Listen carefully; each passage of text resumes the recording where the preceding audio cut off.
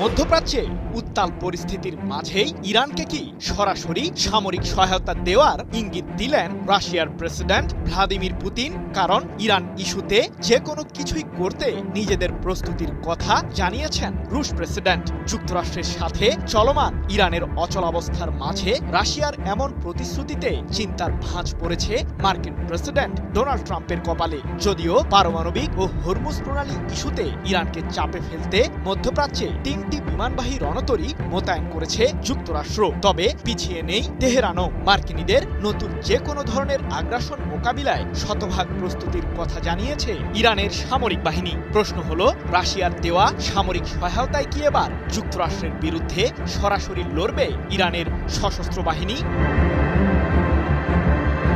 যুদ্ধ পুনরায় শুরু হলে যুক্তরাষ্ট্রকে পূর্বের চেয়েও কঠোরভাবে ঘায়েল করার জন্য প্রস্তুত রয়েছে ইরান ও দেশটির প্রতিরোধ ফ্রন্টগুলো।